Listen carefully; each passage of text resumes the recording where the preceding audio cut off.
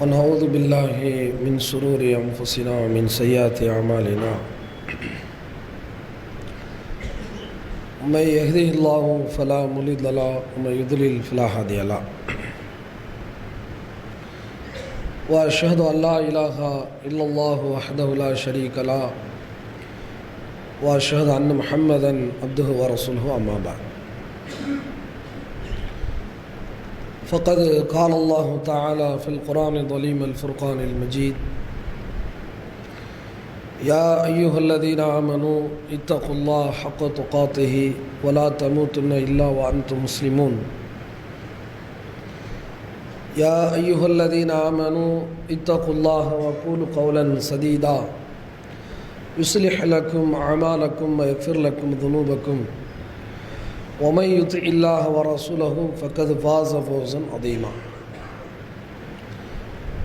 فقال النبي صلى الله عليه وسلم إن أصدق الحديث كتاب الله وأحسن الحدي حدي محمد صلى الله عليه وسلم وشر الأمور محدثاتها وكل محدثة بدعة وكل بدعة ضلالة وكل ضلالة في النار. எல்லா புகழும் புகழ்ச்சியும் எல்லாமல்ல அல்லாஹ் ஒருவனுக்கு உரித்தாகட்டும். அவனது சாந்தியும் சமாதானமும் நம் உயிரிலும் மேலான நபிகள் நாயகம் ஸல்லல்லாஹு அலைஹி வஸல்லம் அவர்கள் மீதும் அன்னாரின் நல்லற தோழர்கள் தோழியர்கள் மீதும் இங்கே ஒன்று குழும் இருக்கின்ற நம் அனைவர் மீதும் என்றென்றும் நின்று நிலவட்டுமாக. அல்லாஹுடைய மகத்தான அருளால் இந்த ஜும்மா உரையில் உறவுகளை பேணுவோம் என்ற தலைப்பை தேர்வு செய்திருக்கிறோம். பொதுவாக இஸ்லாம் என்ற இந்த மனித வழிகாட்டுதல் இறை மார்க்கமாகும். மனித குலத்தை நேரான வழியில் அல்லாஹ் நடத்துவதற்காக மனிதன் சந்திக்கின்ற வாழ்நாளில் இதையெல்லாம் அனுபவிப்பானோ அதை பற்றியெல்லாம் இஸ்லாம் நமக்கு பேசுகிறது. அதில் ஒன்றுதான் மனிதர்கள் என்ற இந்த இனம் பல்வேறு உறவுகளோடு வாழக்கூடிய அம்சத்தில் எல்லாம் படைத்திருக்கிறான். முதலாவது உறவு இரத்த சொந்தங்கள். அல்லாஹ்வுடைய பேரில் கூட அது இருக்குது. பிஸ்மில்லாஹ் ரஹ்மான் ரஹீம் சொல்கிறவன் அந்த ரஹீம் என்ற வார்த்தை ரஹ்மான் என்ற இரண்டு வார்த்தைகளுமே உறவை குறிக்கிற வார்த்தைகள் எல்லாம் சொல்கிறான். ரஹ்மத் ரஹீம் அர்ஹாம் என்று இணை சொற்களை பார்க்குறோம். அகராதிப்படி அந்த அர்த்தம் வந்துடுது. அப்படி என்றால் மனிதனை அல்லாஹ் இப்படி இணங்கி வாழ வேண்டும் என்ற அடிப்படையில் தான் படைச்சிருக்கிறான். முதலில் கருவுரை சொந்தங்கள், இரத்த சொந்தங்கள், தாய் தந்தை வழிமுறைகள், பிறகு திருமண பந்தங்கள். ஒரு முஸ்லீமுக்கு இரண்டு வகையான உறவுகள் இருக்குது இந்த உலகத்தில். இது போக இன்னும் சில உறவுகள் இருக்குது. இந்த ரெண்டுலேயும் வராத நண்பர்கள், அண்டை வீட்டார்கள், வட்டார தெருவாசிகள், வகுப்பு தோழர்கள் அப்படிலாம் இருப்பாங்கள்ல. பக்கத்து வீட்டுக்காரங்க, அண்டை வீட்டார்கள், அது ஒரு உறவு தானே. இதெல்லாம் போக இனி ஒரு அழிக்க முடியாத ஒரு உறவு ஒன்று இருக்குது. கொள்கைக்காக ஒருவரை நேசிப்பது. இப்படி உறவுகள் நிறையா இருக்குது. எல்லா உறவுமே இஸ்லாம் பேண சொல்லு. ஏன் அப்படின்னு கேட்டால் இந்த தலைப்பு எடுப்பதற்கான நோக்கம், சமீப காலமாக என்ன புரிஞ்சிட்டாங்கண்டா மக்கள், கொள்கைக்காக உறவை பேணுதல் என்பதில் ஒரு குரூப்பு என்ன முடிவு எடுத்துட்டாங்கண்டா, எல்லா விதத்துலையும் கலந்துக்கிறணும், உறவை பேணுவதற்காக எல்லா நல்லது கட்டத்துலையும் கலந்துக்கிறணும், பாத்தியா ஓதுனாலும் போய் கலந்துக்கிறணும், எந்த விதத்து நடந்தாலும் கலந்துக்கிறணும், உறவு தான் முக்கியம்னு அந்த பக்கம் போயிட்டான் ஒருத்தன். கொஞ்சம் பேர் எப்படி இருக்காங்கன்னு கேட்டால், தௌஹீத் என்று சொல்லி ஒட்டு மொத்தமாக தௌஹீத் இருந்தால் மட்டும்தான் போக, மற்ற எதுக்கும் போக மாட்டேன் என்று தௌஹீதை லேபிளை போட்டுக்கிட்டு ஒரேடியாக தாய் தந்தை சொந்தங்களை எல்லாம் விதத்து நடக்கும்போது தான் போகக்கூடாது, எல்லா தீமைகளிலையும் நாம் தவிர்த்து கொள்ள வேண்டும், பிறகு உறவை பேணிவிட வேண்டும்.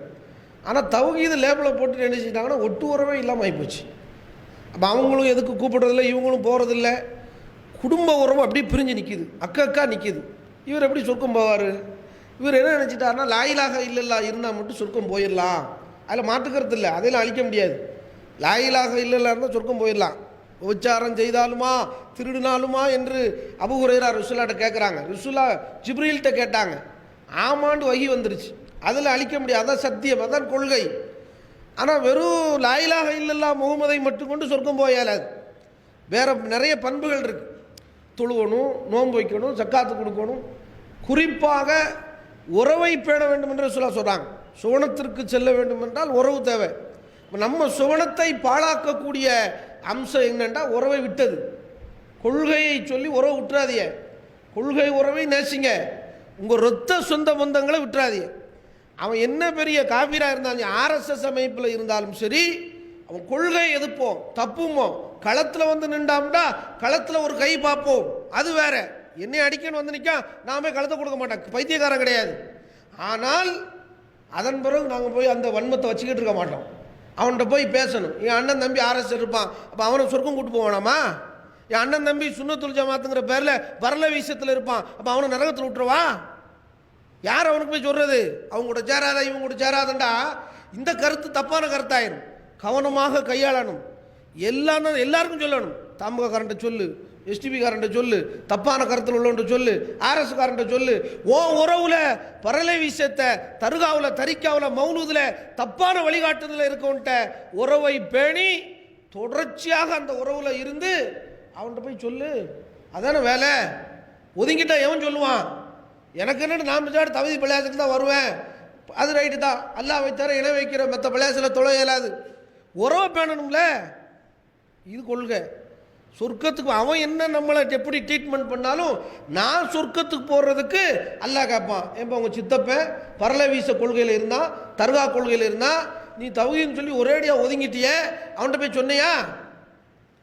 இல்லை உறவை பேணவே இல்லை, போகவே இல்லையே. சித்தப்பனுக்கு ஒரு மாத்திரை வாங்கி கொடுக்கலையே, பெரிய பெண்கிட்ட போய் சாப்பாடு வாங்கி கொடுத்து அணுகலையே, இப்படியா சொர்க்கம் போவ? உன் தந்தையோடு பிறந்தாள். அப்போ நல்ல கவனமாக தௌஹீதை கையாளணும், மார்க்க அம்சங்கள். அதனால தான் இந்த உறவை, இந்த தலைப்பை எடுத்தோம். ஈமானுடைய அம்சம் உறவை பண்ணுறது. ஈமானை புதுப்பிப்பது உறவை பேணுவது. ஈமானை ஒவ்வொரு கணமும் நமக்கு நிரூபிச்சுக்கிட்டே இருக்கிறது உறவை பண்ணுறது. ஹதீஸில் ரசூல் ஸல்லல்லாஹு அலைஹி சொல்கிறாங்க, அல்லாஹ் குர்ஆனில் சொல்கிறான், வல்லதீன யஸிலூன மா அமர அல்லாஹு பிஹி அய்யூசல். அல்லாஹ் எந்த உறவுகள் இணைக்கப்பட வேண்டும் என்று கட்டளையிட்டானோ அதை அவர்கள் இணைந்து வாழ்வார்கள், சேர்ந்து வாழ்வார்கள். இரத்த சொந்தங்கள், சம்பந்த உறவுகள். யக்ஷௌன ரப்பஹும் வயகாஃபுன சூல் ஹிசாப். அவர்கள் தங்களுடைய இரட்சகனை மறைவாக அஞ்சுவார்கள். மறுமை நாளில் கெட்ட கணக்கு வந்துவிடக்கூடாது என்பதை அஞ்சுவார்கள்ங்கிறாங்க. அல்லாஹ்வுடைய விசாரணை கெட்ட விசாரணை ஆயிடக்கூடாது. அப்போ கெட்ட விசாரணை நடக்காமல் இருக்க வேண்டும் என்றால், கேடான விசாரணையில் நம்முடைய கணக்கு முடியக்கூடாது என்றால் உறவு பேணுண்டா. ரொம்ப முக்கியமான செய்தி. எல்லாம் மறுமையில் விசாரிப்பாங்கிறான். தத்தசாஅலூன பிஹி வல்லர்ஹாம். எல்லா ஜும்மா மேடையிலையும் குத்துபாக்கள்லையும் யாயுன்னா சித்தக்கு ரப்பக்கு நீ முழங்குறமே, அந்த வசனத்தில் அல்லாஹ் எதை சொல்கிறான்? அல்லாவை அஞ்சி உறவுகளை அஞ்சுங்கள். எதை பற்றி மறுமையில் விசாரிக்கப்படுவீர்களோ அந்த உறவு குறித்து அல்லாஹ் விசாரிப்பான், அது பற்றி கேட்பான். என்னை கொண்டு தானே நீங்கள் அந்த உறவுகளை எல்லாம் திருமண ஒப்பந்தங்களை ஏற்படுத்தினீங்க. உங்கள் தாய் தந்தையர் திருமண உறவு உங்களுக்கு ரத்தம், உங்களுடைய திருமண ஒப்பந்தம், உங்களுடைய சம்பந்த வழி உறவுகள், இதை பற்றி அல்லாஹ் மறுமையில் கேட்பான் என்று திருமறை குர்ஆன் சொல்லுது. அதே மாதிரி அல்லாஹ்வுடைய தூதர் சொல்கிறாங்க, ஈமானுக்கு சான்றுகிறாங்க. மன்கான யூமினு பில்லாஹி வல் யௌமில் ஆகிர் ஃபல் யுக்ரிம் லைஃபஹு. அல்லாஹ்வையும் மறுமை நாளையும் நம்பியவர் விருந்தாளியை கண்ணியப்படுத்தட்டும், விருந்து உபச்சாரம் செய்யட்டும். மன்கான யூமினு பில்லாஹி வல் யௌமில் ஆகிர் ஃபல் யஸில் ரஹிமா. உறவுகளை பேணட்டும் என்று பெருமானார் சொல்றாங்க. அல்லாஹ்வையும் மறுமை நாளை நம்பியவனுக்கு அடையாளம், ஈமானுக்கு சான்று உறவை பேணுவதாகும் என்று பெருமானார் சொல்றாங்க. உறவை பேணு. உறவை பேணலண்டா எப்படி ஈமான இருக்கு? ஈமானுக்கே சான்றதான். நீ அல்லாவை நம்பியிருக்க நம்பலைங்கிறதுக்கு ஆதாரம் உறவை பேணுறதான். உறவை துண்டிச்சுக்கிட்டு நான் ஈமானில் இருக்கோம்டா, அது நகைமுரண், அது முரணான கொள்கை, இஸ்லாத்தில் உள்ளது கிடையாது. அப்போ கொள்கைக்காக வெட்டுவதும் கொள்கைக்காக சேருவதும் இணைப்பதும் பிரிப்பதும் இறைவனுக்காக என்று இருப்பீர்களானால் வெற்றியாளர்கள். இதை கவனத்தில் வைக்கணும். சேருவது எப்படி மார்க்கத்தில் இருக்குதோ பிரியதும் தெரியும். எந்த இடத்துல பிரியணும், எந்த இடத்துல சேரணும். அப்போ சேருவதும் பிரிவதும் தான் உறவை பேணுவது. சேர்ந்துக்கிட்டே இருக்கிறது உறவை பேணுவது, பிரியாமே இருக்கிறது அப்படி கிடையாது. ரெண்டு இருக்குது. தப்பு நடக்கும்போது பிரியணும், தப்பு முடிஞ்ச பிறகு சேரணும். இந்த ரெண்டு யாருக்காண்டி இருக்கணும்? இந்த ரெண்டும் சேர்ந்து தான் உறவை பண்ணுது. அப்போ பகைமை வரும், அன்பு வரும், மன்னிப்பு கேட்கணும், திரும்ப சண்டை வரும், திரும்ப சேருவோம். உறவுண்டா தானே. நண்பர்களும் சண்டை வராதா, கோபம் வராதா, மனஸ்தாபங்கள் வராதா? வரும். எந்த அளவுக்கு நம்ம பார்க்குறோம்னா, கொள்கை சொந்தங்களில் கூட பேசாத நபர்கள் இருக்கிறாங்க. அண்ணன் தம்பிக்குள்ள பேச்சு இல்லை, வாப்பா உமாவுக்கும் பேச்சு இல்லை, வாப்பாவுக்கும் அவனுக்கும் பேச்சு இல்லை. என்னப்பா கொள்கை? நீ என்ன கொள்கை? பீத்திர பெருசா? கொடியை பிடிச்சா சொர்க்கம் போயிட முடியுமா? அல்லாஹுக்கு ஒரு கோஷம் போட்டால் சொர்க்கம் போயிடலாமா? அண்ணன் தம்பிக்குள்ளே பேச மாட்டான் தௌஹீத்காரன். என்னடா உனக்கு அப்படி என்னப்பா சொத்து கணக்கு? உனக்கு என்ன பெரிய கணக்கு? உன் சொத்தை விட உன் உறவு சின்னதாக போச்சா? மனுஷன் பார்க்கணும். நம்ம நிலையை பற்றிலாம் எப்படி நிலையாயிருச்சு? இதுக்கா அந்த தௌஹீதை கொண்டு போய் சுமந்தோம்? இதுக்கா ஊர் ஊராக அடி வாங்கணும்? அப்போ உறவை பெண்கள், கொள்கை சொந்தங்களுக்குள்ள மனக்கசப்புகள், சின்ன சின்ன பிரச்சனைலாம் முன்னிறுத்தி மன்னிக்கணுங்கிறான் அல்லாஹ். உமா முஹம்மதுன் இல்லா ரசூல், இந்த முகமது அல்லாஹ்வுடைய தூதர். வல்லதீன மஅஹு அஷித்தா வலல் குஃபார் ரஹமாவு பைனஹும், அவர்கள் காஃபிர்களிடத்தில் கடுமையாக நடப்பார்கள், மூமின்களிடத்தில் அருளோடு நடப்பார். ருஹமா, ரஹீம், ரஹ்மான், அந்த வார்த்தை இரத்த கருவறை சொந்த மாதிரி நடப்பாங்களாம் மூமின்களுக்கு மத்தியில். எப்படி வார்த்தை எல்லாம் யூஸ் பண்ணுறான்? நம்ம நிலை என்ன? சின்ன சின்ன விஷயங்களெல்லாம் நீ பெரிய ஆளா, நான் பெரிய ஈக்கோ ப்ராப்ளம், முன்னாள் நிர்வாகி, இன்னாள் நிர்வாகிகள், அவன் மாவட்ட நிர்வாகி, கிளை நிர்வாகி, என்னைய பழி வாங்கிட்டான், உன்னைய பழி வாங்கிட்டான். மனுஷன் அரசியலை பற்றிலாம், மனிதனுடைய மனநிலையை பற்றிலாம் இதெல்லாம் நிற்குமா மறுமையில் விசாரணையில்? வறுமை சோர்களே, தாய்மார்கள், நம்ம சிந்திக்க வேண்டிய செய்தி, அன்புக்காக, உறவுக்காகத்தான் எல்லா இறைத்தூர்களும் பிரச்சாரம் செய்தது. உறவுக்காக, உறவிடமிருந்து அன்பை எதிர்பார்க்கத்தான், வேற கூலி எதிர்பார்க்கலையா. அல்லாஹ்வுடைய தூதர் விட்டு அல்லாஹ் சொல்றான், உங்களிடத்தில் நான் அந்த பிரச்சாரத்தை செய்வதற்கு நோக்கம் என்ன தெரியுமா? அல்லாஹ்ட்ட தான் கூலி எதிர்பார்க்கிறேன். மவத்தத்தன் அல்லாஹ் எப்படி சொல்றான்? ஃபில் குர்பா, உங்களுடைய உள்ளங்கள் இருக்கிற அன்புக்காகத்தான் நான் அந்த பிரச்சாரத்தை செய்கிறேன் என்று நபி நீங்கள் சொல்லுங்கள். உறவுல நெருக்க வரணும் அப்படிங்கிறது தான் அந்த பிரச்சாரமே. அதுக்கு தான் குர்ஆன்ல அல்லாஹ் நபியை சொல்றான். நம்ம பிரச்சாரம் அப்படி இருக்கா? அப்போ நம்மளுடைய நிலையை நம்ம மறுபரிசீலனை செய்யணும். இப்போ ஒவ்வொரு தடவையும் உறவுகள் விஷயத்தில் விரிசலை போட்டு போட்டு போட்டு போட்டு இல்லாமல் போச்சு. உறவு பேண்டுறதுங்கிற நன்மையே குலோசா போயிரும் போலுக்கு. அப்போ இதை நீங்கள் கவனமாக இருங்க. அதே நேரத்தில் குர்ஆன் சுன்னா என்று வந்தால் நெருப்பாக இருக்கணும். அது தந்தையாக இருந்தாலும் சரி, தாயாக இருந்தாலும் சரி, தூக்கி ஓரமாக வச்சு அங்கிட்டு போய் விளையாடுங்கன்றணும். அல்லாஹ் விஷயத்தில் நோ காம்ப்ரமைஸ், கொள்கையில் உறுதியாக இருப்பேன். உம்மாவாக இருந்தாலும் சரி, கோட கீச்சிட வேண்டியதான். அல்லாஹ் தான் ஃபஸ்ட்டு, ரசூல் தான் ஃபஸ்ட்டு, அதுலேயும் தெளிவாக இருக்கணும். அதே நேரத்தில் உம்மா காஃபிராக இருந்தாலும் பணிவிடை செய்யணும். ஜிகாதை விட பெருசு. ஒரு சஹாபி வருகின்றார், யார் ரசூலுல்லாஹ், நான் ஜிகாதுக்கும் ஹிஜ்ரத்துக்கும் பையத்து செய்கிறேன். வாப்பா உம்மா இருக்காங்களான்னு கேட்டாங்க ரசூலுல்லாஹ். ஆமாம் இருக்காங்க. 2 பேர் உயிரோடு இருக்காங்களா, ஒரு ஆளா? இல்லை 2 பேர் இருக்கிறாங்க. அவங்கள்ட்ட போய் ஜிகாது செய் போங்கட்டான். ஜிகாது வாப்பா அம்மாவோட ஜிகாது செய்யணும். அப்படின்னா அர்த்தம், தாய் தந்தையருக்கு பணிவிடை செய்யப்பா, அதான் ஜிகாது. நீ போர்க்களத்துக்குலாம் 2ஆம் நம்பர் ஆளு போங்கிட்டு அப்படின்ட்டாங்க ரசூலுல்லாஹ். உலகத்திலேயே இதை விட சிறந்த உறவு கிடையாது. எப்படி ரசூலுல்லாஹ் சொல்கிறாங்க? அப்போ உறவை பேணுவதற்கு ஜிகாதை விட பெரிய நன்மை கிடைக்கும். அது பெற்றோருங்கிற உறவை பேணுவதற்கு ஜிகாதை விட பெரிய நன்மை என்றெல்லாம் பெருமானார் ஸல்லல்லாஹு அலைஹி சொல்லித்தராங்க. இப்படி உறவுகளை துண்டித்து விடாதீர்கள். என்னதான் பெற்றோர்கள் நமக்கு நயவஞ்சகமாக நடந்தாலும், நம்மளை எள்ளி நகையாடினாலும், நாம் இருக்கும்போது ஒரு மாதிரி இல்லாத மாதிரி நம்மை நடத்தினாலும், ஒரு கண்ணில் நெய்யும் ஒரு கண்ணில் சுண்ணாம்பை தடவினாலும், அவங்க என்ன செஞ்சு அல்லாட்ட பதில் சொல்லிட்டு போகிறோம். நான் ஏன்ட்டு அல்லா கேள்வி கேட்டால் நான் அதுக்கு பதில் சொல்லணுமா இல்லையா? ஏன் கணக்கு அல்லா சரியாக தீர்க்கணுமா இல்லையா? அதுக்கு நான் உறவை பேணித்தாங்க. இதைத்தான் நம்ம கடைபிடிக்க வேண்டியது. நம்ம நன்மையை எந்த காரணத்துக்காக இழந்து விடக்கூடாது. இதை நமக்கு குர்ஆன் சுன்னா வழிகாட்டுது.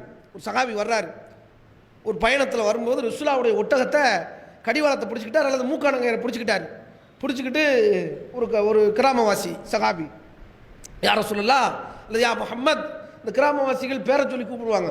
கொஞ்சம் பேச்சு நாகரிகமாக இருக்காதுல்ல, நம்ம கொஞ்சம் பதவி டக்குன்னு பேசுவாங்க, எடுத்தங்கொழுத்தண்டு பேசிடுவாங்க, மனசுக்குள்ளே ஒன்று இருக்காது. உடனே ஒரு பேரை சொல்லி கூப்பிட்டா ரசூலான்னு சொல்லி கூப்பிட்டுட்டு, அக்பிர்னி பிமா யுகர்ரிபினி மினல் ஜன்னா உமா யுபாயிதுனி மினன் நார், சொர்க்கத்துக்கு நெருக்கி வைக்கிற, நரகத்திலிருந்து என்னை தூரப்படுத்துகிற, அப்புறப்படுத்துகிற ஒரு காரியத்தை எனக்கு அறிவித்து தாருங்கள். அழகான கேள்வி. கிராமவாசிக்கிறோம். அவர் கேட்ட கேள்வி என்ன தெரியுமா? 2 கேள்விக்கும் ஒரே பதில் தான். சொர்க்கத்துக்கும் சீக்கிரம் போயிடணும், நரகத்துக்கும் போகக்கூடாது. அது மாதிரி ஒரு மேட்டரை சொல்லித்தாங்கன்னு கேட்குறாரு. ஒரே கேள்வி தான், சூப்பரான கேள்வி. உடனே ரசூலுல்லாஹ் சொல்கிறாங்க, அமைதியாக கொஞ்ச நேரம் இருக்கிறாங்க. திரும்பவும் ஒரு கேட்குறாரு. இவர் கேட்கறதுல ஆள் கான்ஃபிடண்ட் ஆள், வாக்குறுதி இதை கொடுக்குறா அதை செய்வார் போலுக்கு. ரசூலுல்லாஹ் கொஞ்ச நேரம் அமைதியாக இருந்து சஹாபாக்களை இப்படி திரும்பி பார்க்குறாங்க. அதாவது சகாபாக்களை தன் பக்கம் கவர்ந்து இழுக்கிறதுக்காக வேண்டி சகாபாக்கள் இப்படி பார்க்குறாங்க, லெசன் பண்ணுறாங்களா, கவனிக்கிறாங்களான்னு அந்த அட்மாஸ்பியரை தன் நோக்கி திருப்புறாங்க. சகாபாக்கள் பார்க்க ஆரம்பிச்சிட்டாங்க. கேட்ட கேள்விக்கு பதில் சொல்லணுமா இல்லையா? கூர்மையாக சகாபாக்கள் இருப்பதை பார்த்தோன்னே ரசூலுல்லாஹ் சொல்கிறாங்க, லக்கத் உஃபிக்க அவ் லக்கத் ஹுதிய, இவர் நற்பாக்கியம் வழங்கப்பட்டு விட்டார், இவருக்கு நேர்வழி வழங்கப்பட்டு விட்டது. அந்த கிராமவாசியை பார்த்து சொல்கிறாங்க. சொல்லிட்டு என்ன கேள்வி கேட்ட, திரும்ப கேள்வி கேட்குறாங்க, கவனிக்க வைக்கிறாங்க சகாபாக்கள். சொர்க்கத்துக்கு நெருக்கிற, நரகத்திலிருந்து அப்புறப்படுத்துகிற ஒரு காரியத்தை சொல்லுங்கள். ரசூலுல்லாஹ் சொல்றாங்க, தஅபுதுல்லாஹ் லா துஷ்ரிக் பிஹி ஷையா, அல்லாஹ்வுக்கு எதையும் இணை வைக்காமல் தௌஹீதை நிலைநாட்டி விடு, அல்லாஹ்வை வணங்கு. வ துகீமஸ் ஸலா, தொழுகையை நிலைநாட்டு. வ தூத்த ஸக்கா, ஸக்காத்தை கொடு. வ தஸிலுர் ரஹ்மா, உறவுகளை பேணுண்டாங்க. நீங்கள் நம்ம 5ன்னு சொல்லி புனியல் இஸ்லாம்னு நோம்பு ஜக்காத்து ஹஜ்ஜின்னு படிச்சிருப்போம். இது வேற. ஜக்காத்து அது பொருளாதாரம் இருந்தால் தான் செய்ய முடியும். உறவை பேணுவது பொருளாதாரம் தேவையில்லை. நல்லா இருக்கீங்களா மச்சான், சிச்சா நல்லா இருக்கீங்களா, சினிமா நல்லா இருக்கீங்களா, சாப்பிட்டீங்களா, உங்கள் உடம்பு எப்படி இருக்கு என்று கேட்கறதுக்கு துட்டு வேணுமான்னு. கலிமத்துன் தையீபா சதக்கா, பெருமானா சொல்றாங்க, நல்ல வார்த்தைகள் தர்மண்டாங்க. வெறும் சும்மா உட்காந்து நல விசாரிச்சுட்டா சொர்க்கத்துக்கு போயிடலாமுங்க. எப்படி மார்க்கம்னு பாருங்க. அல்லாஹ் பெரிய அருளாளன். வெறும் நல விசாரிக்கிறதுல சொர்க்கத்தை கொண்டு போய் சேர்த்துடலாம்டாங்க. ஒரு சகோதரனை பார்த்து அவன்கிட்ட போய் சிரித்து பழகி பேசி நல விசாரிப்பது உட்பட எந்த நன்மையும் நீங்கள் இழிவாக கருதி விடாதீர்கள். லா தாக்கிரன்ன மினல் மஅரூஃபி ஷையன் அன் தல்கா அகாஹு பிவஜ்ஹின் தல் என்று பெருமானார் ஸல்லல்லாஹு அலைஹி சொல்றாங்க. நல விசாரித்து சலான் சொல்லி நல்லா இருக்கியான்னு கேட்கறதுக்கு நண்பன்டாங்களே, அதை இழிவாக நினைச்சிடாத, அது சொர்க்கத்து நன்மை. பெருமானார் சொல்கிறாங்க, உங்கள் சாச்சாவை பார்த்து கேட்குறது கேள்வி, உங்கள் அத்தாவுக்கும் வாப்பாவுக்கும் உங்கள் சாச்சாவுக்கும் அண்ணன் தம்பிக்குள்ள 1000 சண்டை இருக்கும். ஒரு தாய் மக்கள், நீ என்னென்ன பொடிய போய் பேச வேண்டியதுனே. அவன் அத்தாவோட சண்டைக்கு இவனும் சேர்ந்து நின்றுக்குருவாங்க, என்ன சப்பில் நின்றுக்குருவாங்க பக்கத்தில். அதுக்கு ஏன் அவங்களுக்குள்ள அத்தா மாதிரி சண்டை ஓடுவாங்க, சொத்து பிரச்சனை. நீ என்னப்பா, உனக்கு அதுவும் வாப்பா தானே, உங்கள் அத்தாவோட பிறந்த ஆள் தானே, உங்கள் தாத்தா தானே பெத்தாரு, நீ உங்கள் வாப்பாவுக்கு தெரியாமல் போய் சந்தி சித்தப்பாவை. அப்படியாவது அண்ணன் தம்பிக்குள்ள ஒரு உறவை ஏற்படுத்து, அந்த எலிஜிபிளை உருவாக்க. அதான் ஒரு முஸ்லீமுடைய கடமை. எரியிற தீயில எண்ணெய் ஊற்றக்கூடாது. உன் தம்பி என்ன சொன்னார் தெரியுமா, தெருவில் வச்சு இப்படி கேள்வி கேட்டார், நீ டீக்கு கூட வக்கில்லாதன்னு கேட்டார் தெரியுமா, அங்கே போய் வாப்பாட்ட சொல்லக்கூடாது. அப்படியா கேட்டேன் அப்படி சொல்லி கூட கொஞ்சம் சண்டை இழுத்து விடுறது. இப்படி பிள்ளைகளாக இருக்காது. தயவு செய்து இணைக்கிறதுக்கு பாலமாக இருங்கள். சேர்க்கணும். குடும்பங்களை பிரித்து பிரித்து பிரித்து விட்டு நாசமாக்கவா, சமூகம் ஒம்பா போகவா? கொள்கையே தப்பாக புரிஞ்சிருக்கிறாங்க. கொள்கை உறவு மட்டும் போதுமா நமக்கு சொர்க்கம் போகிறதுக்கு? அப்படி இல்லை. அதே நேரத்தில் இதை அழிக்க முடியாத ஒரு கியாமத் நாள் வரைக்கும் வரும். அதை குறைச்சி மதிப்பிட்டாதே கொள்கை உறவு. எல்லாத்தையும் விட உச்சாணி கொம்பில் வைக்கணும். அதே நேரத்தில் உங்களுடைய அவங்கவுங்க இண்டிவிஜுவல் உறவுகளை பாழாக்கிறாது. தீமையில் மட்டும்தான் கலக்கக்கூடாது, பாவத்திலையும் பிதாத்திலையும் அனாச்சாரத்திலையும் கலக்கக்கூடாது. மற்ற நேரம்லாம் ஓடிடுங்க. எல்லா நேரம் போய் உங்கள் குடும்பங்களோடு ஒன்றி விடுங்கள். அவங்களுக்கு செய்ய வேண்டிய எல்லா பந்தோபஸ்தையும் செய்யுங்க. மார்க்கத்துக்கு அனுமதிக்கப்பட்ட அத்தனையும் உங்களுக்கு அல்லாஹ் கேட்போம். அதை பற்றிலாம் இதெல்லாம் விடமாட்டான்ல. இதெல்லாம் மார்க்கம், முழுமையான மார்க்கம். ரசூல் அந்த சகாபிட்ட சொல்கிறாங்க, சொல்லிட்டு நேர்வழின்றாங்க. அது இதுதான் நற்பாக்கியம்டாங்க. அந்த சகாபி இந்த நற்பாக்கியத்தையும் இந்த நேர்வழியையும் இந்த உம்மத்தில் யாரும் இழந்துடக்கூடாது என்பதற்குத்தான் இந்த செய்தியை சொல்கிறோம். உறவை முறிப்பனை பற்றி குர்ஆன் எல்லாம் சொல்லி தெரியுமா? குர்ஆனை ஒழுங்காக படித்தா போதுங்க, உறவு சேர்ந்துடும். குர்ஆன் சொல்லுது, இந்த ஒப்பந்தங்களை முறித்து உறவுகளை யார் பிரிக்கின்றார்களோ, பூமியில் குழப்பம் விளைவிக்கின்றார்களோ, உலாய்கஹுமுல் ஹாசிரூன், அவர்கள் நஷ்டவாளிகள். ஹாசிரூன் என்ற வார்த்தை நரகத்துக்கு சொந்தமான. ஹுஸ்ர், அல்லாஹ் சொல்ற வல் அஸ்ர் இன்னல் இன்சான லஃபீ ஹுஸ்ர், அதே வார்த்தை. ஹாசிரூன் எங்கெல்லாம் குர்ஆன்ல இருக்க நரகவாசிகள் அர்த்தம். உலாய்கஹுமுல் ஹாசிரூன், அவர்கள் நரகவாதிகள், நஷ்டவாதிகள். இன்னொரு இடத்துல அல்லாஹ் சொல்றான், அதே வசனம், அதே டிக்டோ. ஆனால் என்ன தீர்ப்பு? உலாய்கஹுமுல் லானா, அவர்களுக்கு அல்லாஹ்வுடைய சாபம் இருக்கிறது. உலகும் சூதார், தங்குமிடம் கெட்டது நரகம்ங்கிறான். கெட்ட தங்குமிடமும் அல்லாஹ்வுடைய சாபம் இருக்குது. முதல்ல காசிரூன் நஷ்டவாளிகள், பிறகு கெட்ட தங்குமிடம், அவர்கள் அல்லாஹ்வுடைய சாபத்துக்குரியவர்கள். இது இன்னொரு வசனம் 13, 20, 47, 22, 23 அல்லாஹ் சொல்றான், உலாய்கல்லதீன லானஹுமுல்லாஹு ஃபஅஸமஹும் வஆமா அப்சாரஹும், அவர்கள் அல்லாஹ் சபிக்கிறான் உறவை துண்டித்தவர்களை, அவர்களை செவிடர்களாகவும் குருடர்களாகவும் தான் எழுப்புவான். எப்படி வாசகம்ங்கிறிய? ஏன் தெரியுமா அல்லாஹ் அப்படி சொல்லுதான்? உங்கள் குடும்பத்தில் அண்ணன் தம்பியில், உங்கள் வாப்பாவோட பிறந்தவங்களில், உங்கள் நண்பர்கள்ட்ட கொஞ்சம் ஏழ்மையாக இருக்கும்போது பழவாங்க வருவாங்க. கொஞ்சம் செல்வம் கூடிடுச்சுன்னு வச்சுக்கோங்களேன், இப்போ ஃபஸ்ட்டு குவாலிட்டிக்கு போயிடுவாங்க, அவன் 2ஆவது குவாலிட்டியாக பார்ப்பான். பார்க்கும்போது கண்டுக்கிற மாட்டான். தேவை இருக்கும், ஒரு பொருளாதார தேவை இருக்கும், மெடிக்கலுக்கு தேவை இருக்கும், ஒரு ஊசி போட தேவை இருக்கும். தேவையே இல்லை. நல்ல நல்லா விசாரித்து நம்ம அண்ணன் பையன் நம்மள்ட்ட வந்து பேச மாட்டான்னு நினைப்பாரு. இதெல்லாம் விட்டுட்டே இல்லை. கண்டும் காணாமல் இருந்து இல்லை, கருத்து குருடர்களாக இருந்து இல்லை, காதில் கட்டும் செவிடாக இருந்தல. எப்பா உங்கள் சாச்சா கொஞ்சம் சக்கராத்தில் கிடக்காரு, போய் பாருப்பான்னு பக்கத்து இருக்காருன்னு சொல்லுவான். ஆமாம் அதெல்லாம் பார்த்துக்கலான்னு அங்கே அவர்கிட்ட சொல்லிவிட்டு போய் பார்ப்பானா? பார்க்க மாட்டான். இப்படி நீ கண்டுக்கிறாமல் இருந்தீல, அதனால உன்னை கண்ணை குருடாக எழுப்புவோம். இந்த உலகத்தில் உறவை எவன்லாம் கண்டுக்கிறலையா அவன் குருட்டு போய் தான் மறுமையில். இந்த உலகத்துலேயும் உறவு கேட்டு அதை காது கொடுத்து கேட்டு அவங்கள்ட்ட உள்ள பிரச்சனைகளை அணுகலையோ சொட்டு போய் தான். அல்லாஹ் சொல்கிறான், உலகத்தில் கண்ணும் காதும் இருந்தும் செவிடனா குருடனா இருந்தியே, உண்மையிலே செவிடனா குருடனா எழுப்புடா அப்படின்னு எழுப்பி விட்டுருவான். அல்லா குர்ஆன்ல இருக்குது. உறவை பேணவனுக்கு அல்லாஹ்வுடைய சாபம், குருடாவும் செவிடாவும் எழுப்பப்படுவீர்கள். இது குர்ஆன் நமக்கு சொல்லுது. இப்படி எழுப்பப்படணுமா? நம்ம சிந்திச்சு பாருங்க, எவ்வளோ கடுமையான வாசகத்தை அல்லாஹ் சொல்கிறான். அப்போ கருத்து குருடர்களாக கருத்து செவிடர்களாக இருந்து விடாதீர்கள். குர்ஆன் சொல்லி உறவை பேணிருங்க. எந்த நிலையில் உங்கள் உறவு இருந்தாலும் சரி, அல்லாஹ்வுக்கும் ரசூலுக்கும் புறக்கணிக்கிற பொழுது அவர்களை புறக்கணிச்சிருங்க. மற்ற நேரங்களெல்லாம் முட்டிக்கொள்ளுங்கள். அது மறுமையில் நமக்கு பெரிய பெரிய தரஜா, அது மறுமையில் பெரும்பாக்கியம். இந்த ஹதீஸில் மேலே படித்த ஹதீஸில் நோன்பு வரல, சக்காத்து காசு இருந்தால் தான் செய்ய முடியும். தொழுகையும் உறவை பேணுவதும் நோம்பும் கூட வச்சுக்கிறோங்களே, இதெல்லாம் காசு இல்லாத மேட்ரு. எந்த ஏழையும் பேணிடலாம், அப்படி தானே? உறவை பேணுறதுக்கு என்ன பெரிய காசு வேணுமா? அது சாப்பாடு போட்டு தான் உறவை பேணணுமா? அப்படிலாம் ஒன்றும் இல்லை. கல்யாண வீட்டுக்குள்ளேயே நிற்கிறது, எல்லாத்தையும் அவனை மதிக்கணும் இவனை மதிக்கணும், நான் எத்தனை வீட்டில் சோறு தின்னேன் வாங்கிட்டு கல்யாண வீட்டிலே உறவை பேணக்கூடாது. உறவை பேணுறதுக்கு கல்யாண வீட்டில் மட்டும் கிடையாதுங்க, எல்லா இடத்துலையும் பேணணும். கண்டினியூஸாக இருக்கணும். எந்த அமலை செய்தாலும் கண்டினியூஸ். ஒரு நாளைக்கு பார்த்துட்டு ஒரு 10 வருஷம் கழித்து பார்க்கக்கூடாது. வாய்ப்பு கிடைக்கும் போதெல்லாம் போகணும். அதுதான் உறவை பேணுறது. தொடர்ச்சியாக அந்த அமல் இருக்கணும். இது ஒரு அமல், அந்த அமலை நம்ம விட்டுறக்கூடாது. இது ஒரு இபாதத், உறவை பண்ணுவது. இந்த இபாதத்தை இழந்தவன் சொர்க்கத்துக்கான பாக்கியத்தை இழந்துடக்கூடாது. இதெல்லாம் மார்க்க நமக்கு சொல்லுது. இப்படி நிறைய சொல்லுது. முக்கியத்துவத்தை, உறவுகளுடைய முக்கியத்துவத்தை ரசூலுல்லாஹ் சொல்கிறாங்க. இன்ன ரஹ்ம சஜ்னத்துன் மினர் ரஹ்மான். உறவு என்பது அல்லாஹ்வுடைய கிளை, அரிசிக்கு கீழே இருக்கான், தொங்கு தான். வேறு வேறு அறிவிப்புகள் வருது. அப்போ அல்லாஹ்ட்ட உறவு சொல்லுது, எனக்கு ஒரு வாக்குறுதி கொடுன்னு அல்லாஹ்ட்ட கேட்குது. என்னென்னு கேட்கும்போது, சேரணும்னு என்னை படைச்ச, ஆனால் வெட்டிக்கிட்டே இருக்கான் மனுஷன் பையா, எந்த காரணத்தை சொல்லியாவது துண்டிக்கிட்டே இருக்கான. ஏதாவது ஒரு எனக்கு ஒரு ஆருடன் சொல்ல அப்படின்னு ஒட்டி அல்லாஹ் உறவுட்ட சொல்லுவானா, மன் வசலக்கி வசல்துஹு ஒமன் கத்தாக்கி கத்தாத்து. யார் உன்னை துண்டித்தானோ, உறவை துண்டித்தானோ, நான் அவனை துண்டித்தேன். என்ன அருள்லேருந்து வெளியே வருவான். அப்படின்னா அர்த்தம், ஏன் அருள் கிடைக்காது அவனுக்கு. உன்னை துண்டித்தவனை நான் துண்டிப்பேன், உன்னை இணைத்தவனை நான் இணைத்து. அல்லாஹ்விட்ட இணையறதுக்கு ஒரே வழி, அல்லாஹ்விட்ட நெருக்கத்துக்கு ஒரு வழி, முக்கியமான வழி, சிறந்த வழி, இலகுவான வழி, நேரம் கிடைக்கும் போதெல்லாம் செய்ய வேண்டிய வழி. தொழுகைக்கு மாதிரி தடுக்கப்பட்ட நேரம்லாம் கிடையாது, எல்லா நேரத்துலையும் பார்க்கலாம் உறவு பண்ணுறதுக்கு. அப்படி ஒரு வாய்ப்பு உறவுல தான் இருக்குது. அப்போ இதை நாம் என்ன செய்யணும்? ரசூலுல்லாஹ் இன்னொரு இடத்துல சொல்கிறாங்க, லா யதுகுல் ஜன்னத்த காத்தி, உறவை துண்டித்தவன் சோனம் புகவே இயலாது. எவ்வளோ கடுமையான வாசகம் இது. சொர்க்கத்துக்குள்ளே போக முடியாதுன்னாங்க ரசூலுல்லாஹ். அப்போ சொர்க்கத்துக்கு போகணும் தானே தௌஹீதுக்கு வந்தோம்.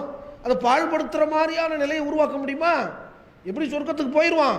ஆனால் இவன் நிலை என்ன, கேள்வி கேட்டு எல்லாம் நிறுத்தினான்னு வச்சுக்கோங்க, சூல் ஹிசாப், கெட்ட விசாரணை நடக்கும். கெட்ட விசாரணை எப்போ நடக்க ஆரம்பிக்குதோ அவன் லேசில் சொர்க்கம் போயிட முடியாது. இந்த செய்தி என்னத்தை சொல்லுது? குர்ஆன் வசனத்தை இணைச்சு படிங்க. சொர்க்கம் போக முடியாதுன்னு போயிடலாம், கெட்ட விசாரணைக்கு அப்புறம் சொர்க்கம் போவான். குர்ஆன் சொல்லுது, கெட்ட விசாரணை யாருக்கு நடக்கோ அவன் லேசில் சொர்க்கம் போக முடியுமா? கெட்ட விசாரணைக்குள்ளே தள்ளிவிட பார்க்குறீங்களா? தள்ளி விழுந்துடலாம், நீங்களே குழி தோன்றீங்களா? அப்படி செய்யாதீங்க. உங்கள் விசாரணையை நீங்களே கடுமையாக மாற்றுவீர்களானால் இதை விட ஒரு அறிவினம் என்ன இருக்கும்? இது ஒழுக்கமாக இருக்குமா, நாகரிகமாக இருக்குமா, இஸ்லாமிய பண்பாடாக இருக்குமா, கலாச்சாரத்தை இது மதிக்கிற லட்சணமா? உறவு பேணிங்க தயவு செய்து, எந்த நிலையில் இருந்தாலும். ரசூலுல்லாஹ் சொல்கிறாங்க, எந்த அளவுக்கு சொல்கிறாங்கடா, 2 விஷயத்தில் அல்லாஹ் அந்த மறுமையிலே தண்டனை தருவானா. தண்டனைக்குரிய குற்றம் உறவை துண்டிக்கிறது, அப்போ பாவம் விளங்குது. அதே ரசூலுல்லாஹ் சொல்கிறாங்க, மறுமையிலேயே அல்லாஹ் தண்டனை கொடுத்துருவான். உலகத்திலேயே அந்த தண்டனையை விரைவுபடுத்துகிற பாவம் அப்படி என்றால் 2 பாவங்கள். அல்ல மறுமையிலையும் தண்டனைக்கு ஒதுக்கி வைத்து அதற்கான தண்டனையை இந்த உலகத்திலேயே அவசரப்படுத்துகிற பாவங்கள் 2 தான். மினல் பகி வ கத்திஅத்திர் ரஹம். திருமதியில் இந்த செய்தி பதிவு செய்யப்பட்டிருக்கு. ஒன்று விபச்சாரம் என்று சொன்னாங்க ரசூலுல்லாஹ். ஆபாசம், விபச்சாரம் இந்த உலகத்திலே அதுக்கு அனுபவிப்பான் இன்ஷா அல்லாஹ். அதே நிலையை உருவாக்குவான் அவன் மனநிலையை. யாரெல்லாம் நீங்கள் நம்பிக்கை துரோகம் செய்கிறீர்களோ, அல்லாஹ் பார்க்காத பேசாத நபரில் நீங்கள் லிஸ்ட்டில் எடுத்துட்டீங்கன்னா அண்டை வீட்டுக்காரனுடைய மனைவியோடு விபச்சாரம் செய்தென்றலாம் பெருமாசம். நம்பிக்கை துரோகம் இல்லையா அது? இப்படி மார்க்கம் கடுமையாக நமக்கு எச்சரிக்கை. இது உலகத்தில் இந்த தண்டனை அனுபவிப்பான். இன்னொன்று உறவை துண்டிக்கிறது, அதுக்கான நிலை இந்த பூமியிலே கிடைக்கும். அவனுக்கு மௌத்துக்குள்ளே அல்லாஹ் அந்த நிலையை உருவாக்கிட்டு தான் அவன் மௌத்தா போவான். இதையும் ரசூலுல்லாஹ் சொன்னாங்க. 3 விஷயத்தை சொன்னாங்க. என்னென்னலாம் 3 விஷயம்? யாருக்கு ஆயுள் நீட்டிக்கப்பட வேண்டுமோ, யாருக்கு ரிசுக்கு நீட்டிக்கப்பட வேண்டுமோ, அப்போ ரசூலுல்லாஹ் சொல்கிறாங்க 3வது யுதுஃபு அன்ஹு மைத்தத்து சூ, அவருக்கு கெட்ட மரணம் ஏற்படாமல் இருக்க வேண்டும் என்று நினைக்கிறாரோ, அப்படின்னா கெட்ட விசாரணைக்குள்ள நிலை ஏற்படாமல் இருக்கும் நினைக்கிறாரோ அவர் உறவை பேணி விடட்டும் என்று 3ஆ சொன்னாங்க ரசூலுல்லாஹ். இப்படி பார்த்தீங்களா, இதெல்லாம் உறவை பற்றி பெருமானார் ஸல்லல்லாஹு அலைஹி வஸல்லம் நமக்கு சொல்லித்தராங்க. இந்த ஆயுள் நீட்டிக்கப்படும்னா ஒருத்தர் 50 வயசில் சாவணும் இருக்குது. உறவை பேணிட்டோம்னா 90 வயசு வரைக்கும் வாழ்வான்னு நினச்சிடக்கூடாது. 90 வயசு வரைக்கும் என்ன நன்மையை செய்தால் உங்களுக்கு பாக்கியம் கிடைக்குமோ அதில் 50 வயசில் முடிச்சுவார்னு அர்த்தம். ஒருத்தர் ரசூலுல்லாஹ் அதை வேற ஒரு இடத்துல சொல்கிறாங்க. இது ஹதீஸை தப்பாக புரிஞ்சுக்கிட்டாங்க. ஆயுள் நீட்டிக்கப்படும்டா பிசாட்டுக்கு உறவை பேணிடுவோம், 400 வயசு வரைக்கும் வாழலாம் அப்படின்னு முடிவெடுத்துடக்கூடாது. உளுந்து உறவை பேணுவோம்டா 400 வயசு வரைக்கும் வாழலாம் அப்படி பிடிச்சிடக்கூடாது. ஒரு ஆள் நல்லா உறவை பேணுவார் மேலே பழையத்தில், ஒரு 36 செத்து போயிட்டான்னு வச்சுக்கோங்களேன். எனக்கு ஹதீஸ் பொய்யா இருக்க, குர்ஆனுக்கு முரண்படுது ஹதீஸ்னு அர்த்தத்தை வச்சுட்டு போயிடாதே அப்படி வச்சிடக்கூடாது. அந்த மாதிரி கிடையாது. என்ன அர்த்தம்டா ரசூலுல்லாஹ் வேற ஒரு இடத்துல விளக்கம் சொல்கிறாங்க. ஒருவருடைய ஆயுள் நீட்டிக்கப்பட்டு அமல் கெட்டதாக கேடாக இருக்குமானால் அதில் எந்த அர்த்தமும் இல்லை, அது கெட்ட ஆயுள் என்றாங்க. ஒருவனுடைய ஆயுள் நீட்டிக்கப்பட்டு நல்ல அறங்களால் அவர் அலங்காரமாக்கப்பட்டால், நன்மைகள் செய்வதற்கான வாய்ப்பு வசதிகளை உருவாக்கி கொண்டால் அந்த ஆயுளுடைய லாபம்டாங்க. அப்போ ஆயுளுடைய நோக்கம் நன்மை செய்யுது. 50 வயசில் நீங்கள் உறவை பேணி செத்து போனாலும் நீங்கள் 100 வயசுக்கான பாக்கியத்தை பெறுவீர்கள் என்று பொருள். ரொம்ப அற்புதமான ஹதீஸ் இந்த ஹதீஸ், சரியானா? அப்போ இந்த ஹதீஸை நம்ம புரிஞ்சுக்கிறோம். நம்ம வயசு உண்மையில் கூடும்னு அர்த்தம் கிடையாது, சரியா? அல்லாஹ் என்ன விதிச்சிருக்கானோ அதான். கூடுனா என்ன செய்விய, நன்மை செய்வீங்களா இல்லையா, அந்த நன்மை அல்லாஹ் உங்கள் ஆயுளுக்குள்ளே தந்துடுவான். இதுதான் அடிப்படை. அப்போ இதையெல்லாம் இஸ்லாம் நமக்கு சொல்லுது. ஜிகாதை விட பெருசுங்குது பாவத்துக்கு பரிகாரம். ஒரு பாவம் செஞ்சுட்டிய ரசூலுல்லாஹ்ட்ட ஒரு சஹாபி கேட்குறாரு, நான் பாவம் செஞ்சுட்டேன் யார சொல்லலாம், பெரும்பாவத்தில் விழுந்துட்டேங்கிறார். தன்பன் அதீமன் ஃபஹல்லி தௌபா, தௌபா எனக்கு உண்டா யார சொல்லலான்னு கேட்கும்போது இப்போ ரசூலுல்லாஹ் சொல்கிறாங்க, உனக்கு வாப்பா உம்மா இருக்காங்களான்னு கேட்டாங்க. உம்மா இருக்காங்கன்னு கேட்டாங்க. இல்லை உம்மா இறந்துட்டாங்க, மௌத்தாயிட்டாங்க. அப்புறம் கேட்குறாங்க சொல்ல ஹல்லக்கு மின் ஹாலா, உங்கள் உம்மாவோட பிறந்த அக்கா தங்கை பெரியம்மா சின்னம்மா இருக்காங்களா அப்படிங்க, அல்லது வாப்பாவோட பிறந்த சாச்சா பெரியத்தா இருக்காங்களான்னு கேட்குறாங்க. ஆமாம் இங்கே சாச்சி அம்மா இருக்கிறாங்க. அப்படின்னா ஃபிர்ரஹா, தாயாருடைய அந்தஸ்தில் உன் தாயின் சகோதரிகள் போய் பணிவிடை செய்தாங்க. எங்கள் உமாவுக்கு நான் என்ன பணிவிடை செய்கிறேன்னா, எங்கள் உமா இறந்தா எங்கள் சின்னம்மாவுக்கு பெரியம்மாவுக்குறாங்க. அப்படி அதே நிலைன்றாங்க சொல்ல. எப்படிப்பட்ட பாக்கியத்தில் தயவு செய்து யாராவது உங்களுக்கு சாச்சா பெரியம்மா இருந்தாங்கண்டா, உங்கள் அப்பா அம்மாவோட பிறந்தவங்க உடன் பிறந்த சகோதரர்கள் இருப்பார்களானால், உங்களுடைய பெற்றோர்கள் இல்லை என்றால் அந்த நன்மையை அவர்களுக்கு செய்து அதை பெற்றுக்கொள்ளுங்கள். அதை விட பெரும்பாக்கி இந்த பூமியில் இல்லை. தந்தை நேசித்தவரை நேசிப்பது ஈமான் என்று ரசூலுல்லாஹ் சொன்னதாக இப்னு உமர் ரலியல்லாஹு அன்ஹு நம்ம அறிக்கிறாங்க. ஒரு ஒரு ஒரு கிராமவாசி வராரு. அவர் தொப்பி கோட்டு சூட்டு எல்லாத்தையும் போட்டு கழுதையில் ஏற்றி இவர் மூக்கணங்காயரை பிடிச்சிக்கிட்டு வர்றாரு. உடனே சகாபாக்கள் கேட்குறாங்க, ஏங்க அவரே கிராமவாசி, கொஞ்சம் ஏதாவது கொடுத்தா போதுமே மனசு திருப்தி ஆயிடுவார, லேசாக செஞ்சால் போதுமே, பந்தோபஸ்து இவ்வளோ பந்தோபஸ்து செய்யணுமா அப்படின்னு. யார் தெரியுமா, இவங்க வாப்பா உமர் மேலே ரொம்ப, எங்கள் வாப்பா மேலே உமர் இப்னு கத்தாப் மேலே அவ்வளோ அன்பு வச்சுருந்தார். ரெண்டும் டியர் ஃப்ரெண்டு. அவர் கிராமவாசி தான், இவர் நகரவாசி. ஆனாலும் அவங்களுக்குள்ள ஒரு நல்ல அன்பு இருந்துச்சு. அவர் ஃப்ரெண்டுன்னு சொல்லலை, அவர் வாப்பா ஃப்ரெண்டு, எங்கள் வாப்பா ஃப்ரெண்டு. அதனால தந்தை நேசித்தவர்களை நேசிப்பதையும், தந்தையை நேசிப்பதையும், தந்தை நேசித்தவர்களை நேசிப்பதும் ஈமான் என்று பெருமானார் ஸல்லல்லாஹு அலைஹி வஸல்லம். தந்தையை நேசிக்கிறது ஈமான் சொல்லலாம், தந்தை நேசித்தவர்களை எல்லாம் நேசிப்பது ஈமான் என்றால் உலகத்தில் இப்படி ஒரு வழிகாட்டுதல் இஸ்லாத்தை தவிர வேறு எதுலையுமே கிடையாது. ஏன் இதையெல்லாம் விட்டீங்க, ஏன் இதில் ஏன் உங்களுக்கு சலனம்? எந்த கட்டத்திலையும் விட்டுறாதீங்க. உறவுகளை தயவு செய்து பிடிச்சிருங்க. அதுதான் நமக்கு மறுமைக்கான பாக்கியம். அதை அம்புட்டை இழந்துடக்கூடாது. இப்படி நிறைய செய்திகளை பெருமானார் ஸல்லல்லாஹு அலைஹி வஸல்லம் நமக்கு சொல்கிறாங்க. இது எல்லாருடைய வாழ்க்கையிலையும் சில புரிதல்களை முன்ன பின்ன தப்பாக நம்ம புரிய வாய்ப்பு இருக்கிறது. கொள்கை என்று வருகிற பொழுது நெருப்பாக இருங்க, வெறுப்பாக இருங்க. இப்ராஹிம் நபியுடைய கொள்கை தான், வெட்டு ஒன்று துண்டு ஒன்று, எவனுக்காகவும் சலனப்படக்கூடாது. அது தனி. வெட்டிருங்க, உறவை துண்டிச்சிருங்க. அல்லாஹ்வும் ரசூலுடைய காரியங்களிலிருந்து விலகி கொண்டால் வேறு ஒன்றை நோக்கி அவர்கள் நகர பொழுது நீங்கள் போய் முன்னவோ பின்னவோ, விதத்துக்கு முன்னவோ பின்னவோ அந்த உறவுகளை பாலிஷ் பண்ணி நைஸ் பண்ணி அவங்களுக்கு கொஞ்சம் கொஞ்சமாக சொல்லி ஒரேடியாகவும் விட்டுட்டோம்னா யார் சொல்கிறது? தௌஹீதை விளங்கணும்னு சொல்கிறதா வேற எவன் சொல்லுவான்? நம்ம தானே சொல்லணும். அப்போ உறவை பேணி அவங்களையும் எப்படியாவது ஈமானுக்குள்ளே கொண்டு வரதுக்கு முயற்சி பண்ணணும்டா தொடர்ச்சியாக அந்த பாக்கியம் நமக்கு கிடைக்கும். அவங்க ஏற்றுக்கிட்டாலும் ஏற்றுக்கிறாட்டாலும் நம்மளை எதிர்த்தாலும் அந்த உறவை நம்ம வெறுக்க முடியாது. சஹாபி வந்து கேட்குறார், யார சொல்லலாம், நான் எனக்கு ஒரு உறவு இருக்கிறது, அந்த உறவுகிட்ட நான் அவங்கள்ட்ட நான் நேசமாக இருக்கேன், அவன்கிட்ட என்கிட்ட வெறுப்பாக இருக்காங்க, அவன்கிட்ட அறிவாளியாக நடக்க என்கிட்ட முட்டாளாக நடக்கிறாங்க, அவன்கிட்ட நான் நன்மையாக செய்கிறேன் எனக்கு தீமையாக செய்கிறாங்க, எப்போ பார்த்தாலும் என் மேல் வெறுக்கிறார்கள், எனக்குன்னு ஒரு சுயமரியாதை இருக்க, நான் என்ன செய்யட்டும் யாரை சொல்லலான்னு கேட்குறாங்க. ரசூலா சொன்னாங்க, நீ சொன்ன மாதிரி அப்படி நடந்து கொண்ட அவங்க வெறுத்து அவங்க முட்டாள்தனமாக நடந்தும் நீ இறைவனுக்காக சேர்ந்து வாழ். அப்படி நீ நடப்பையானால் அப்படி இருக்கும் காலமெல்லாம் அவர்களுடைய வாயில் சுடு சாம்பலை அள்ளி போடுவதாகும். சுட்ட சாம்பலை, அடுப்பு சுடு சாம்பலை அள்ளிப்பட வாய் வந்துருமா இல்லையா? வாயை வேக வைக்கிற வேலையை செஞ்சுக்கிட்டு இருக்க, உனக்கு அல்லாஹ்வின் புறத்திலிருந்து ஒரு உதவியாளர் மலக்கு நியமிக்கப்படுவார். பெருமானார் ஸல்லல்லாஹு அலைஹி சொல்றாங்க, அவன் எப்படினாலும் நடக்கட்டும், நான் எப்படி நடக்கட்டும். ஃபல்யத்தகில்லாஹ ரசூலா சொல்றாங்க, அல்லாஹ்வை அஞ்சுங்கள், ஃபல்யஸில் ரஹ்மா, உறவை பேணுங்கள் நாங்கள் ரசூலா. இப்போ இதுதான் அடிப்படை. இந்த உறவை இந்த நேரத்தில் நம்ம விட்டுறக்கூடாது. அதே நேரத்தில் மார்க்கத்துக்கு புறம்பாக வந்தால் தள்ளித்தான் வைக்க வேண்டும். தள்ளி வைத்தும் சேர்த்து கொண்டும் தள்ளி வைத்தும் சேர்த்து கொண்டும் தள்ளி வைத்தும் காரியங்களை பார்த்து, ஈமானை பார்த்து, நன்மை தீமைகளை பார்த்து நீங்கள் உறவுகளை பேணிக்கொள்வீர்களானால் அதை விட பெரும்பாக்கியம் இந்த பூமியில் வேறொன்றும் இல்லை. அதுதான் நிலையானது. இல்லாமல் இறைவன் அப்படி நிலையான பாக்கியத்தை நோக்கி நகரக்கூடிய நன்மக்களாக அல்லாஹ் நம்மை ஆக்கி அருள் புரிவானாக. வாஹிர் அல்ஹம்துலில்லாஹி ரப்பில் ஆலமீன்.